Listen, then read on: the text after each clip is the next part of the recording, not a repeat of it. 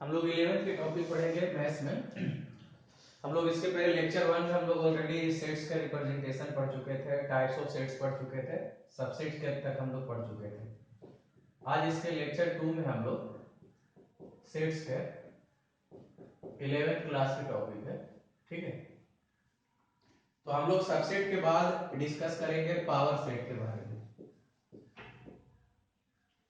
तो सबसेट क्या होता है? सबसेट हम लोग लिखने की किस तरह से तरीका देखे थे, a इज इक्वल टू 1 और 2 था, इसकी सबसेट लिखते थे। एक 5 होता था, एक 1 होता था, एक 2 होता था और एक 1 और 2 होता था, तो इसको बोलते थे सबसेट, ठीक है। यहाँ पे फॉर्मूला होता था टोटल नंबर ऑफ सबसेट का 2 to the power number of a, तो 2 टू द पावर 2 तो क्या आता था 4।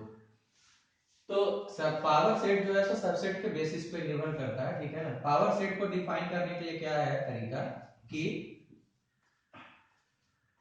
Sets sets of subset is called power set, ठीक है। मतलब किसी भी सेट का सबसेट है बनाना और सबसेट का सेट बना देंगे तो उसको क्या बोलेंगे, power set. It is denoted by power set of A, ठीक है। मतलब आपके पास यदि एग्जांपल्स के तौर पे देखा जाएगा तो ये पता चलेगा इसका मतलब क्या होता है। जैसे आपके पास कोई ए है, जैसे यही एग्जांपल है, ठीक है। ए है तो ये 1 और 2 है तो इसकी सबसेट ये लिखे। तो यदि हमें इसकी पावर सेट लिखना हो, इसका इस सेट का पावर सेट लिखना हो तो इसका पहले सबसेट लिख देंगे। तो सबसेट इसका ये आ गया,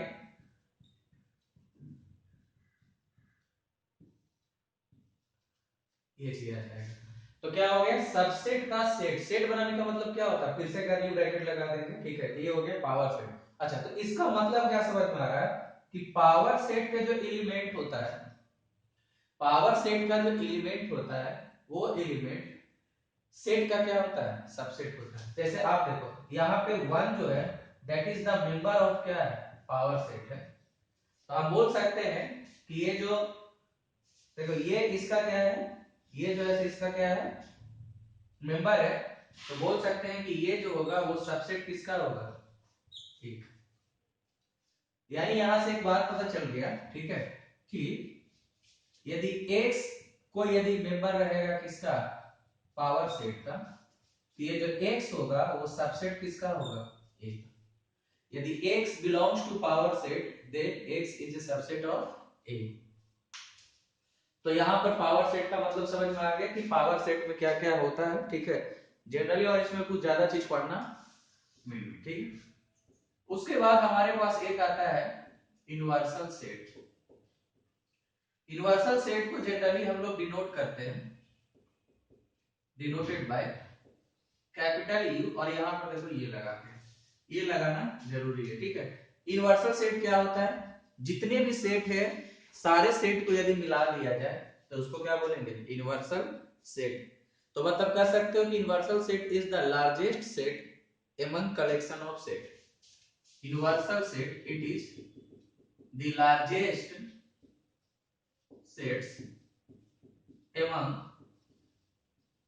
all the collection of sets. तो इसको बोलते हैं हम लोग यूनिवर्सल सेट, ठीक है ना। मतलब आपके पास यदि जितने भी सेट है सब सेट को मिला दोगे तो क्या बन जाएगा, यूनिवर्सल सेट। यानी आप ये बोल सकते हो कि जितने भी सेट होते हैं, जैसे ए सेट है, ठीक है, तो ये सबसेट किसका होगा, यूनिवर्सल सेट का। नेचुरल नंबर यूनिवर्सल सेट का मतलब जितने भी दुनिया में सेट है सब यूनिवर्सल सेट का सबसेट तो होता ही है, ठीक है ना, ये चीज है।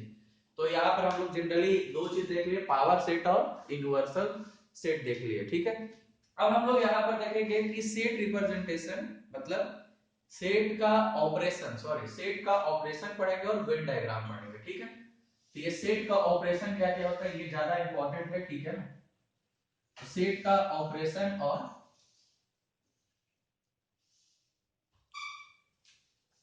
सेट्स की ऑपरेशन देखते हैं और वेन डायग्राम। तो देखो सेट्स का ऑपरेशन और वेन डायग्राम है, तो सबसे पहले हम लोग वेन डायग्राम पे जाते हैं, ठीक है। पहले हम लोग वेन डायग्राम पे जाते हैं, ठीक है। अब वेन डायग्राम क्या होता है, जैसे कोई भी एक सेट है उसको हम लोग पिक्चर के द्वारा कैसे दिखाएंगे, वो क्या होता है, वेन डायग्राम होता है।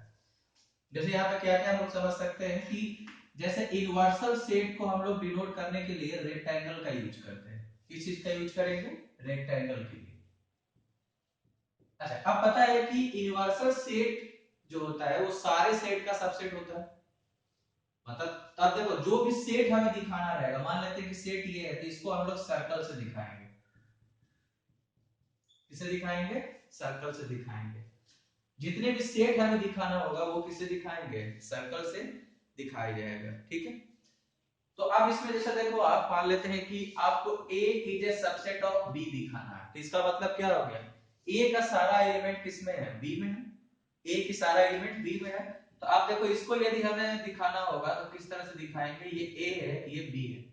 अब देखो यहाँ पर एक समझने वाली बात है, A को हमने अंदर रखा और B को क्या रखा है, बाहर।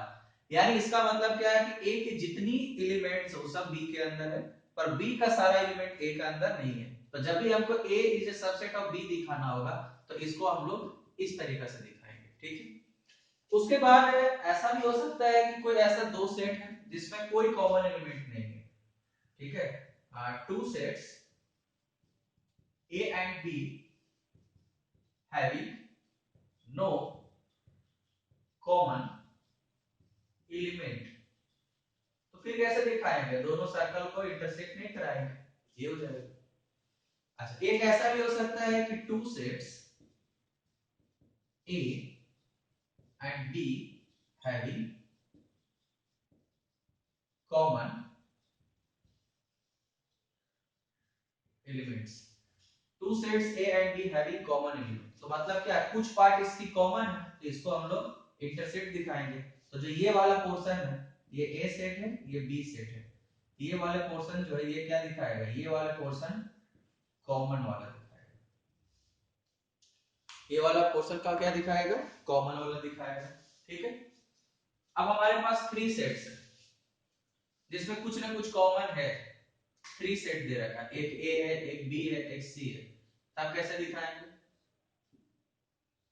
तो ये वाला जो पोर्शन है ये क्या है, तीनों का कॉमन, ये ए हो गया ये बी हो गया ये सी हो गया। ठीक है, तो इस तरीका से हम लोग इसमें समझते हैं चीजों को। ठीक है, तो हम लोग अब क्या करेंगे कि जैसे जैसे ऑपरेशन को पढ़ते जाएंगे वैसे वैसे उसका वेन डायग्राम भी हम लोग क्या करते जाएंगे, पढ़ते जाएंगे। ठीक है, तो अब जनरली देखो कि यदि आपको कोई सेट दिया गया हो वेन डायग्राम बनाने का मतलब एक फाइनल जो देखा जाए तो इस तरह से आप देख सकते हो। ठीक है, कि मान लेते हैं कि आपके पास ए और बी दो सेट्स दे रखा है, तो इसको आप, और इसमें कुछ कॉमन ही है, जनरली हम लोग कॉमन लेके ही चलते हैं। ठीक है, ये यूनिवर्सल सेट ऊपर देंगे, ये सेट्स बनाएंगे और ये सेट्स बनाएंगे, ये ए है और ये बी।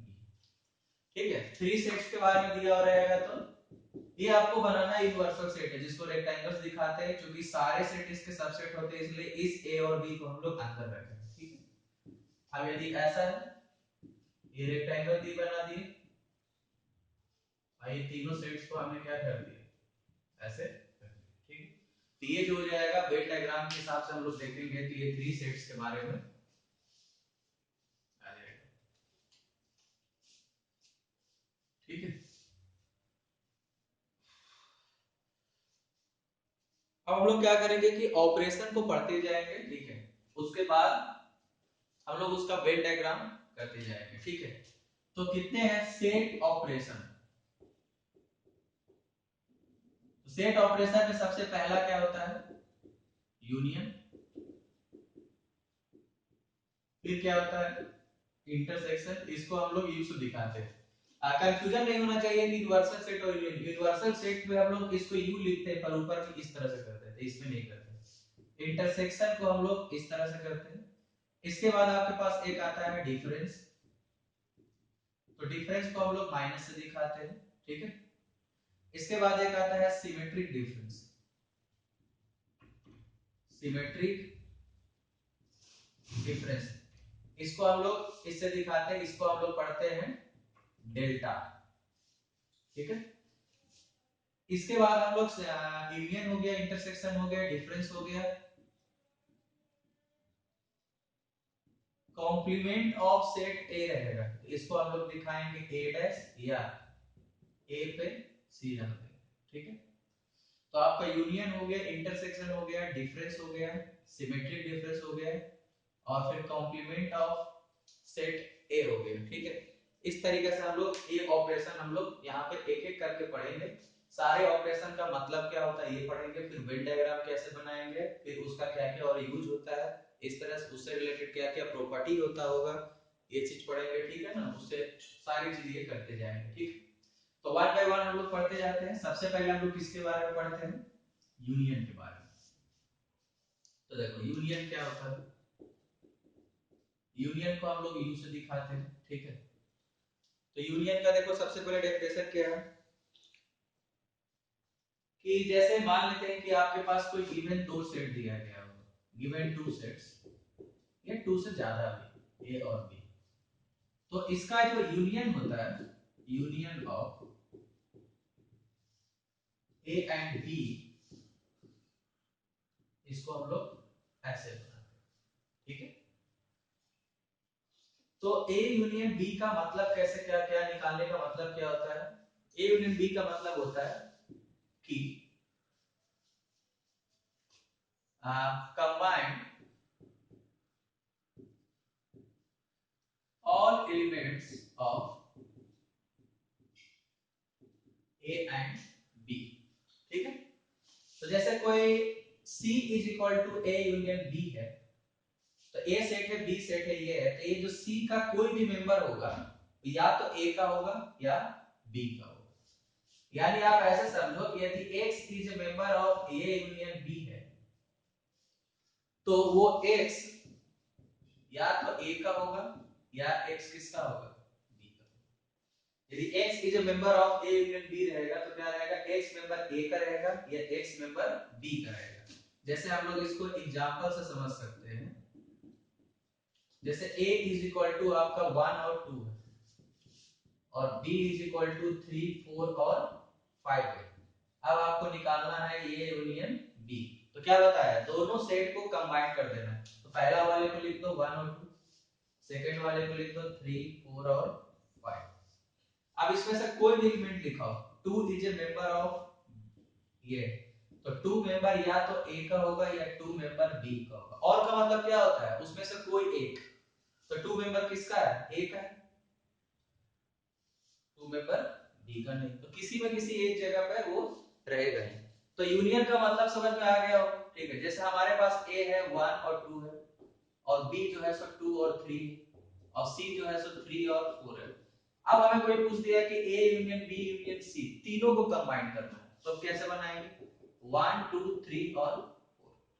अब बोलोगे कि ये 2 2 तो मिलाएंगे, तो हम जानते हैं किसी भी सेट में एक एलिमेंट्स को एक से ज्यादा बार रिपीट नहीं करते लिखने वक्त, ठीक है।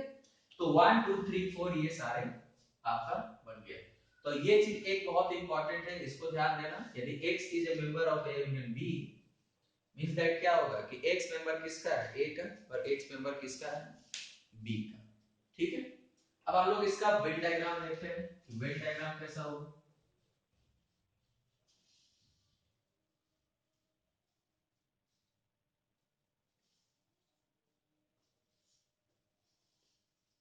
तो वेन डायग्राम इसका देखो, वेन डायग्राम होगा दो सेट्स का ऐसे है, तो ये a है और ये क्या है, b है।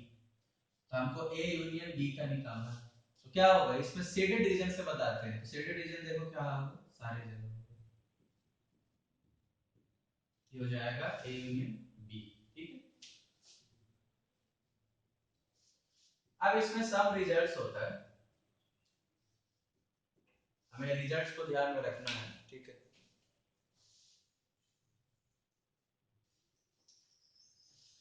सबसे पहला रिजल्ट होता है कि ए यूनियन बी लिखो या बी यूनियन ए लिखो, इससे कोई फर्क नहीं पड़ता, ठीक है।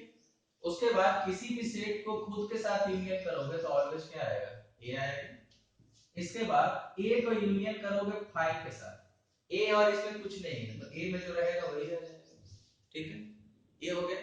उसके बाद यदि आप यूनिवर्सल सेट को यूनियन करेंगे किसी ए के साथ, तो क्या रह जाएगा, यूनिवर्सल सेट। क्या हो जाएगा, यूनिवर्सल सेट। क्यों? इसके पीछे कारण है कि चूंकि ए जो है सो सबसेट किसका है? यूनिवर्सल सेट का। ठीक है। उसके बाद ये भी इंपॉर्टेंट है, यदि A is a subset of B है तो ए यूनियन बी क्या होना चाहिए? तो अगर ए की सारी एलिमेंट बी में तो ए यूनियन बी क्या होना चाहिए? बी। और यदि B is a subset of A होगा तब ए यूनियन बी क्या होगा? ए होगा।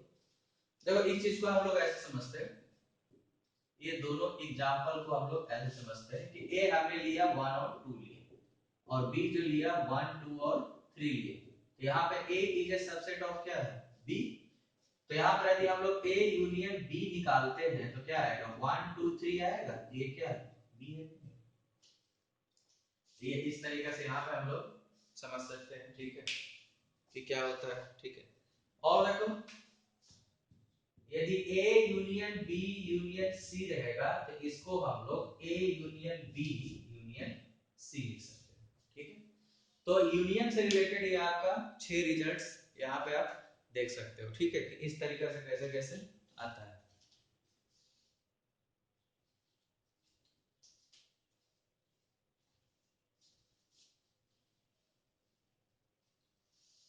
तो हम लोग इसका हर चीज पढ़ लिए, ये वेन डायग्राम कैसे होता है, किस तरीके से इसका यूज करते हैं, ठीक है ना, ये सब सारे चीज पढ़ ली।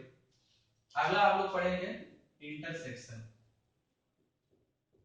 इंटरसेक्शन ऑफ सेट्स, ठीक है। अब देखो इंटरसेक्शन ऑफ सेट्स मतलब क्या होता है, इसको हम लोग इस तरह से दिखाते हैं।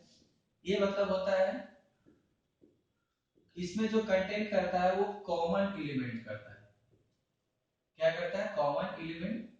यदि ए और बी दिया गया तो उसको कैसे डिनोट करेंगे? ए इंटरसेक्शन बी पढ़ेंगे। कॉमन एलिमेंट मतलब कि यदि ए में यदि आपको 1 और 2 है और बी में 2 3 और 4 है, अब आपको निकालना है ए इंटरसेक्शन बी। तो ए और बी में ऐसा कौन सा एलिमेंट है जो दोनों में कॉमन है? तो देखो 1 कॉमन है नहीं है, 2 कॉमन है, आंसर क्या हो जाएगा? यदि आपके पास ए में है 1 और 2, अब सवाल उठता है कि कुछ ऐसा यदि रहे जिसमें हमें कुछ कॉमन दिखे ही नहीं, तब क्या लिखेंगे? तब लिखेंगे ये 5। 5 का मतलब कुछ भी नहीं। देखो जब किसी दो चीज का इंटरसेक्शन 5 आ गया तो इसको बोलते हैं,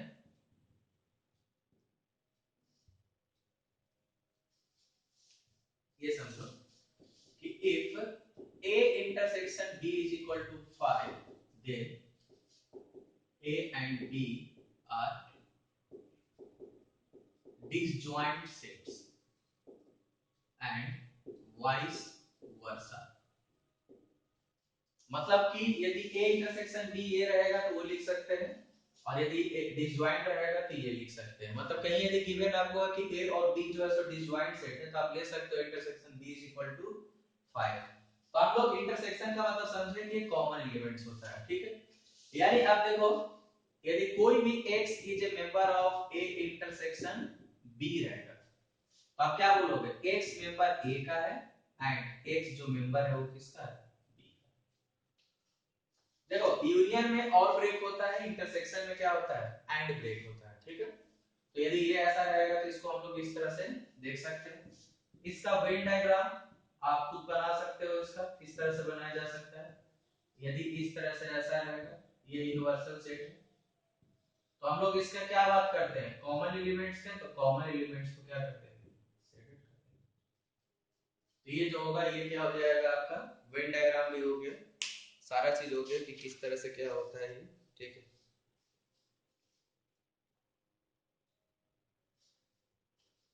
यदि आपके पास 3 एलिमेंट्स रहेगा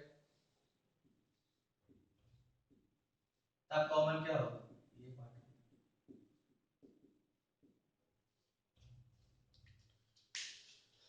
ठीक है। नेक्स्ट हम लोग इसका देखेंगे कुछ रिजल्ट्स,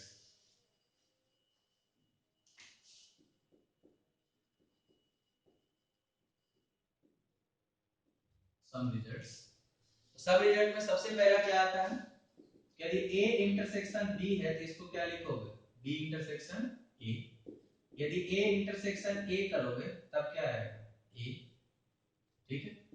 ए इंटरसेक्शन फाई करेंगे तो क्या आएगा फाई, क्योंकि ए और कुछ में नहीं, कुछ भी कॉमन नहीं होगा। यदि ए इंटरसेक्शन यूनिवर्सल सेट करेंगे तब क्या आएगा ए, क्योंकि ए इज ए सबसेट ऑफ क्या है, इसकी सारी एलिमेंट इसमें है, तो मतलब यही चीज क्या होगा इसका कॉमन होगा। ठीक है, इस तरीके से इसमें देखोगे तो ये ऐसा ऐसा आ सकता है। ठीक है, यदि A intersection B union C रहेगा, इसको क्या लिखेंगे A intersection B union A intersection C। इसको डिस्ट्रीब्यूटिव लॉ बोलते हैं। यदि A एंड B है तो A और B, A एंड B होगा और A एंड C होगा। ठीक है, ये चीज। और यदि A सबसेट ऑफ B है तो A इंटरसेक्शन B को क्या लिखेंगे A। A इंटरसेक्शन B को क्या लिखा जाएगा A लिखेंगे। ठीक है,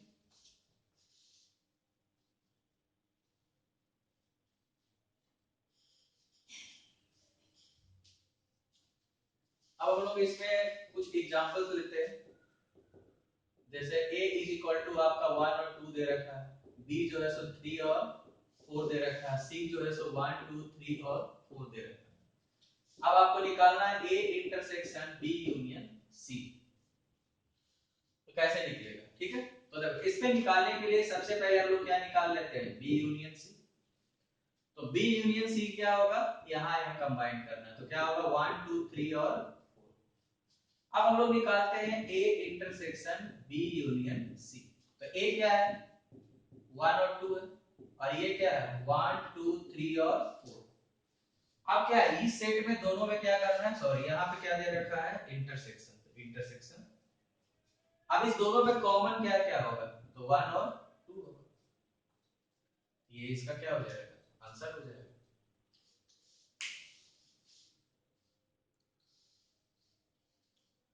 ठीक है,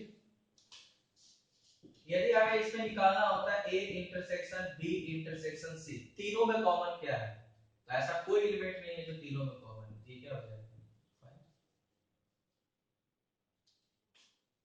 ठीक है, तो ऐसे जो भी कोई क्वेश्चंस आएगा तो इसको बनाने का तरीका इस तरीका से आप देख सकते हो।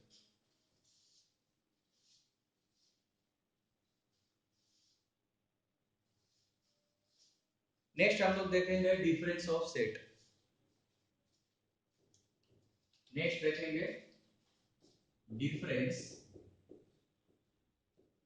Of sets. Difference of set, तो इसका मतलब होता है क्या, इसको डिफाइन कर लेते हैं। The difference, the difference of sets A minus B is the set, is the set of all elements of A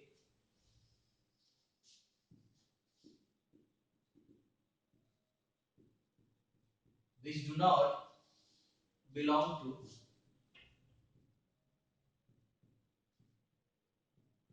B. The difference of sets A minus B is the set of all elements of A which do not belong to B. ये इसका मतलब होता है। ठीक है, अब देखो कहना क्या चाह रहा है, इसमें कहना चाह रहा है कि यदि आपके पास कोई A दे रखा है 1 2 3 और एक B दे रखा है 1 2 5 और 6, अब निकालना है A माइनस B। तो जो पहले लिखा जाता है इसको हम दोनों निकालेंगे, A माइनस बी भी निकालेंगे और B माइनस ए भी निकालेंगे। ठीक है, अब A माइनस बी का मतलब क्या होता है कि सेट A में ऐसा कौन कौन सा एलिमेंट है जो B में नहीं है। मतलब इसको दूसरे तरीके से आप ऐसे समझ सकते हो कि सेट A और सेट B में जो कॉमन है वो सेट A से क्या कर दो हटा दो। फिर से सुनो, A और B में जो कॉमन है वो सेट A से हटा दो। ठीक है, तो जो सेट A में बचेगा that is called the difference of A minus B। अब समझो यहाँ पर 1 दोनों में है, तो इसको नहीं रख सकते, 2 दोनों में, 3 एक ऐसा एलिमेंट है जो ए में है पर बी में नहीं है। आंसर कितना हो जाएगा? बी माइनस ए देखते हैं। देखो जो पहले होता है उस पे हम लोग गौर करते हैं। तो देखो यहाँ पर 1 और 2 है, तो यहाँ पर क्या बच जाएगा? 5 और 6। ये होता है डिफरेंस ऑफ सेट, ठीक है ना, ये चीज। इसके बाद यदि x belongs to a minus B कर रहा है, इसका मतलब हम क्या समझेंगे कि x जो है सो मेंबर a का है, मगर x मेंबर जो है सो b का नहीं। देख लो यहाँ पर 3 is a member of a minus B, इसका मतलब क्या समझेंगे? 3 मेंबर a का है मगर 3 मेंबर b का नहीं। ये इस तरीके से आप इसको देख सकते हो, ठीक है।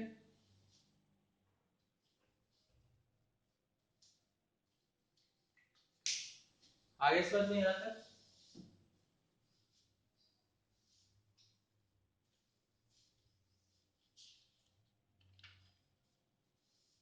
इसकी वेन डायग्राम पे आते हैं। वेन डायग्राम कैसा होगा? तो वेन डायग्राम में देखो यूनिवर्सल सेट है, ये ए हो गया, ये बी हो गया, तो क्या होगा? ए और बी में ए का वो पार्ट कलर करेंगे जो इसका कॉमन पार्ट को छोड़कर, ये हो गया ए माइनस बी। यदि हमें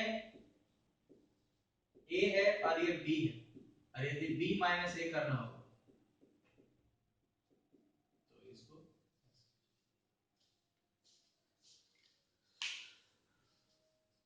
ठीक है। अब इससे रिलेटेड कुछ इंपॉर्टेंट देख लेते हैं।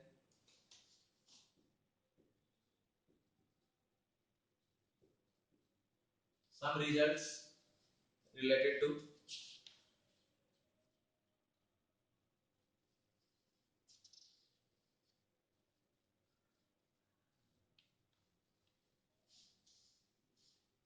देखो, तो इसमें रिजल्ट्स में हम लोग देखेंगे तो इस तरह से पता चल जाएगा।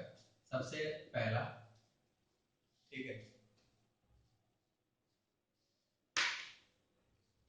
यदि ए सबसेट रहेगा बी का तो ए माइनस बी क्या होगा? 5। देखो ए की सारी एलिमेंट इसमें है, तो कुछ ऐसा एलिमेंट ए में है ही नहीं जो डिफरेंस में रहेगा, ठीक है। उसके बाद सेकंड, कि इन जनरल हम बोल सकते हैं कि a माइनस बी जो होता है वो b माइनस ए के इक्वल नहीं होता,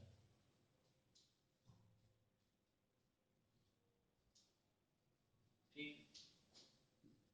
a को हम लोग लिख सकते हैं a minus B union a intersection b, ठीक है। और b को लिख सकते हैं b minus a union a intersection b। देखो इसको समझने के लिए एक एग्जांपल लेते हैं। यदि a के अंदर हम लोग 1 और 2 3 ले लिए और b के अंदर भी हम लोग 1 2 और 5 ले लिए, अब आप निकालो a माइनस बी निकालो, कितना होगा? 3 होगा। और a इंटरसेक्शन b निकालो, कितना है? 1 और 2 आएगा। अब a माइनस बी को यूनियन कर दो a इंटरसेक्शन b से, तो क्या होगा? सारा मिल जाएगा, तो 1 2 3 हो जाएगा। ये क्या है? ये प्रूफ हो गया। तो ये चीज आपका थर्ड हो गया, प्रॉपर्टी हो गया कि किस तरीके से इसको आप लोग देख सकते हैं, ठीक है।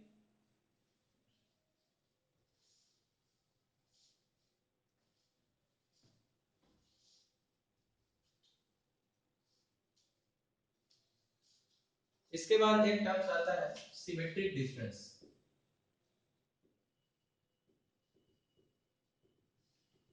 सिमेट्रिक डिफरेंस को हम लोग डेल्टा से दिखाते हैं।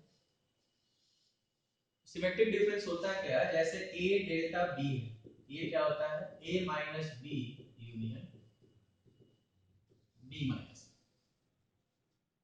या a union b minus A intersection B, A union B minus A intersection B.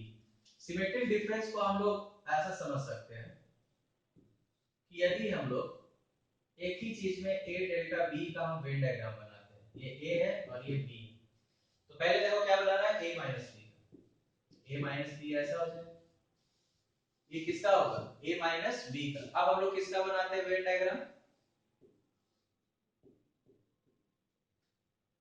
B minus ए का, ऐसा हो जाएगा। अब क्या करना है, दोनों को कंबाइन, तो फाइनल आते हैं, कंबाइन करेंगे तो क्या होगा, एक इस साइड का आ जाएगा और एक इस साइड का आ जाएगा, ये ए होगा ये बी होगा, ये क्या हो गया, ए डेल्टा बी का। तो देखो ये एक दूसरे का इसके रिस्पेक्ट में सिमेट्रिक दिखता है, इसीलिए इसका नाम क्या होता है, सिमेट्रिक डिफरेंस होता है। ठीक है, इसको क्या बोलेंगे, सिमेट्रिक डिफरेंस बोलेंगे। ये आपका सिमेट्रिक डिफरेंस का मतलब हो गया कि सिमेट्रिक डिफरेंस क्या होता है। ठीक है,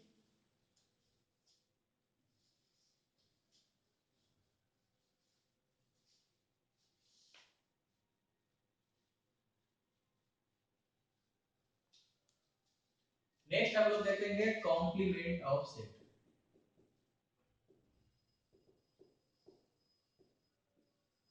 ये सबसे लास्ट ऑपरेशन है कॉम्प्लीमेंट ऑफ सेट। जैसे हमें कॉम्प्लीमेंट ऑफ सेट ए लिखना है, तो इसको हम लोग दिखाते हैं ए डैश से या ए पे पावर 6।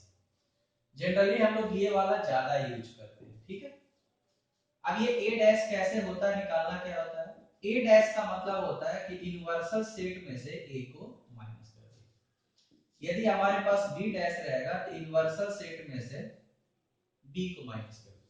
ठीक है, यदि हमारे पास ए यूनियन बी का होल डैश रहेगा तो यूनिवर्सल सेट में से हमने ए यूनियन बी कर दिया। ठीक है, तो जो भी चीज का डैश रहेगा उसको यूनिवर्सल सेट से क्या कर देना होगा, माइनस कर देना होगा। ठीक है, तो आप लोग ये चीज समझ सकते हैं कि यदि x is a member of A dash है, इसका मतलब बोलेंगे कि x मेंबर ए का नहीं,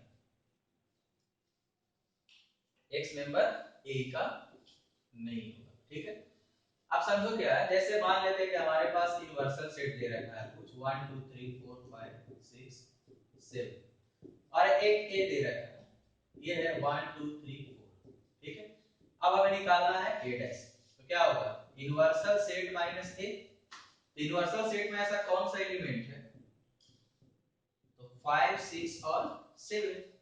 अब 5 is a member of A dash है, तो देखो 5 जो है सो मेंबर ए का नहीं, यही चीज हम यहाँ पे बताना चाह रहे हैं कि 5 is a member of A dash है, मतलब 5 जो है सो मेंबर ए का नहीं है। ठीक है, अब इसका वेन डायग्राम के बारे में बात करते हैं, तो वेन डायग्राम भी इसका बड़ा आसान है। ठीक है, यदि आप एक कोई सेट ए बना रहे हो और वेन डायग्राम ए डैश बनाना, तो बनाना क्या है, यूनिवर्सल सेट माइनस है। तो यू में ऐसा कौन सा पोर्शन है जो ए में नहीं है, तो ये सारे पोर्शन है यू जो कहीं नहीं, तो ये चीज देख सकते हो। ठीक है ना, कि ये ऐसा आप बना सकते हो। ठीक है, तो ये वेन डायग्राम भी हो गया, सारा चीज ठीक है। इसमें कुछ रिजल्ट्स होते हैं, इंपॉर्टेंट रिजल्ट्स, वो देखते हैं क्या क्या है। मतलब it is related to difference, it is related to difference of sets.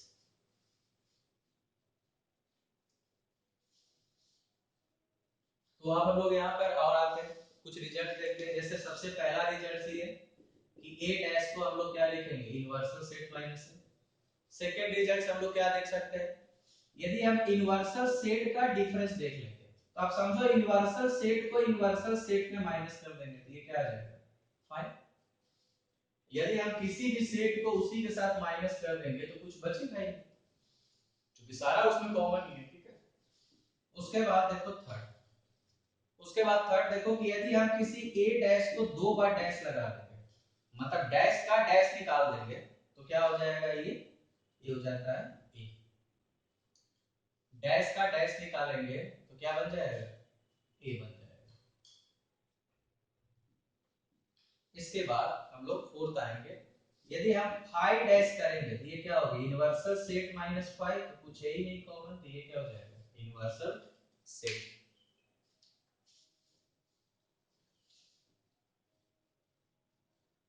उसके बाद फिफ्थ रिजल्ट, यदि हम a माइनस b को ऐसे भी लिख सकते हैं, a intersection b dash, a minus b को हम लोग ऐसे बना सकते हैं। देखो इसको हम लोग प्रूफ कर रहे हैं,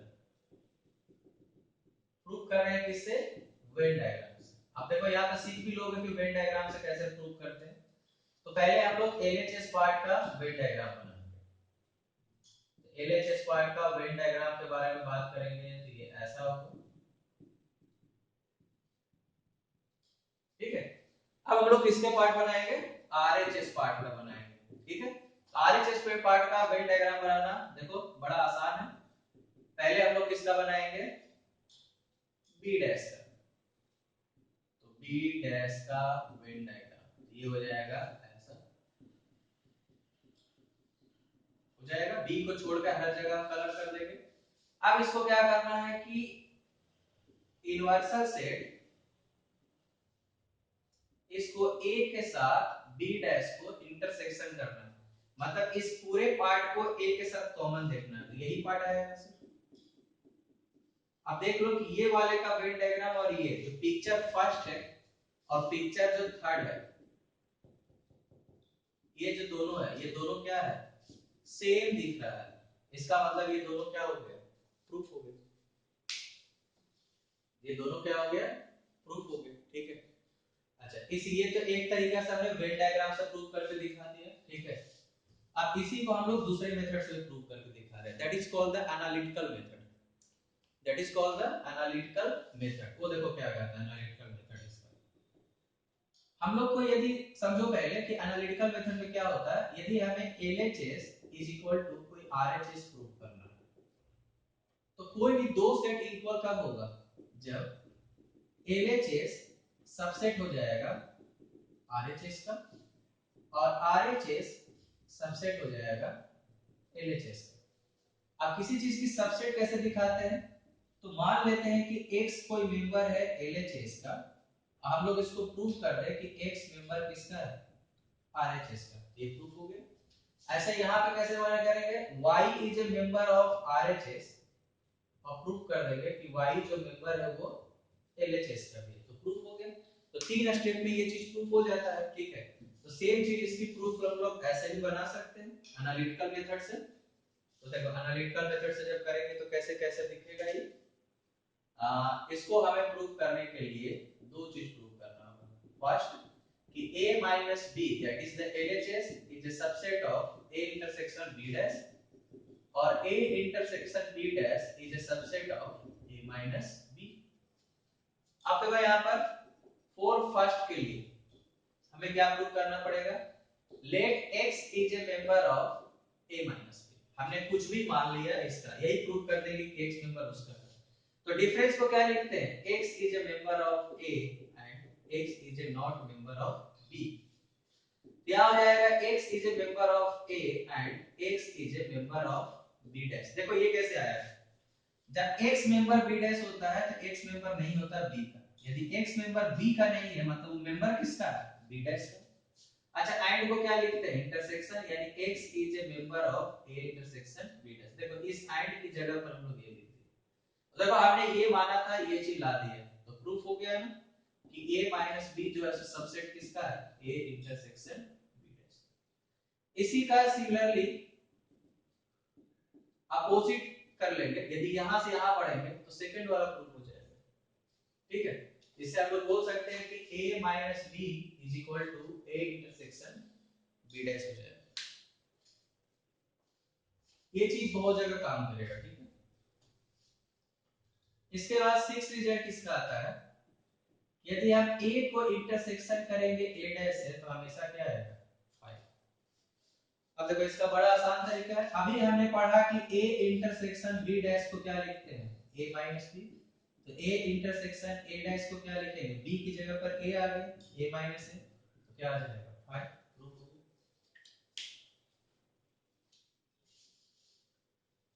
इसके बाद हमारे पास सेवेंथ रिजल्ट, यदि हम ए को यूनियन करेंगे ए डैश से, ये आएगा यूनिवर्सल सेट। यदि ए को यूनियन करेंगे ए डैश से तो आएगा यूनिवर्सल सेट। देखो इसका वेन डायग्राम बनाओ, आपको पता चल जाएगा। देखो ए डैश का पहले बनाओ और फिर ए का बनाओ।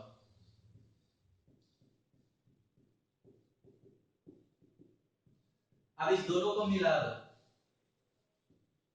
क्या हो जाएगा, ये पूरा हो जाएगा। ये क्या होता है, यूनिवर्सल सेट। प्रूफ हो गया कि ए यूनियन ए डैश, आपको क्या होगा, ये चीज आ जाएगी। ठीक है,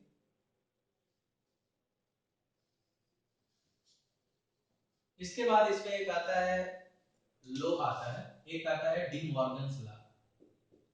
D Morgan's law, D Morgan's law. तो डी मॉर्गन्स लॉ क्या कहता है कि यदि हम ए यूनियन बी का होल डैश करेंगे, ये ए डैश इंटरसेक्शन क्या हो जाएगा, बी डैश। देखो ये यूनियन कन्वर्ट हो जाएगा इंटरसेक्शन में, और यदि ए इंटरसेक्शन बी का होल डैश करेंगे तो A intersection A dash union B dash, ये होता है डी मॉर्गन्स लॉ। ठीक है, ये सिर्फ दो ही में नहीं होता है, दो से ज्यादा वाले चीजों में भी हो सकता है। ठीक है, यदि मान लेते हैं कि हमारे पास कोई A union B union C है, इसका डैश है, ये होगा A dash intersection B dash intersection C dash. तो इसको हम लोग इस तरह से बना सकते हैं। ठीक है, इसको आप वेन डायग्राम से भी प्रूफ कर सकते हो, वेन डायग्राम बनाओगे तो ये बन जाएगा। ठीक है ना, इसमें कोई दिक्कत वाली बात नहीं है। ठीक है,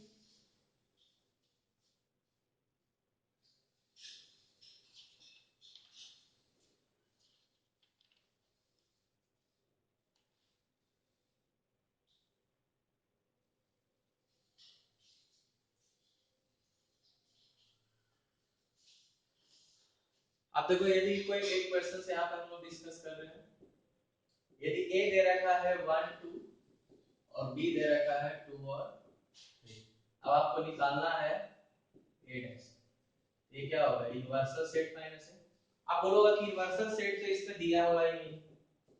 तो देखो जब किसी प्रॉब्लम में यूनिवर्सल सेट नहीं दिया गया है तो जो गिवन गिवन सेट है, जैसे ए दिया हुआ बी दिया गया, इस दोनों को क्या कर दो, कंबाइन। यूनिवर्सल सेट क्या हो जाएगा, ए यूनियन बी। ये कितना हो जाएगा, 1 2 3 और 4। अब यहाँ पे निकाल लो 1 2 3 4 में से एक को माइनस करना है तो क्या आ जाएगा, 3 और 4। ये आपका आंसर आ जाएगा। ठीक, इसी क्वेश्चंस में यदि a माइनस बी का होल डैश निकालना रहता तब क्या करते, तो पहले a माइनस बी निकाल लो। तो a माइनस बी कितना होगा, 1 का डैश, यानी यूनिवर्सल सेट में से 1 को क्या करना है, माइनस, यानी क्या हो जाएगा 2 3 और 4। ठीक है, इस तरह से कोई भी ऐसा प्रॉब्लम लोगे तो आपको ऐसा बन सकता है। ये हो गया आपका, जितने भी ऑपरेशन है सारे ऑपरेशन हमने पढ़ लिया। ठीक है ना, जितने भी ऑपरेशन है सब ऑपरेशन के बारे में हमने यहाँ पर स्टडी कर लिया। ठीक है, जब x मेंबर होता है a यूनियन b का तो लिखते हैं x मेंबर a और x मेंबर b। यदि x मेंबर होता है a इंटरसेक्शन b का तो x member a and x member b। यदि x मेंबर होता है a माइनस b का तो x मेंबर a का होता है मगर x मेंबर b का नहीं होता। यदि x मेंबर a डैश है मतलब x मेंबर नहीं है। ठीक है, ये 4 5 चीज ध्यान रखना है आपको। ठीक है, जो हो सकता है जरूरत पड़ेगा आगे।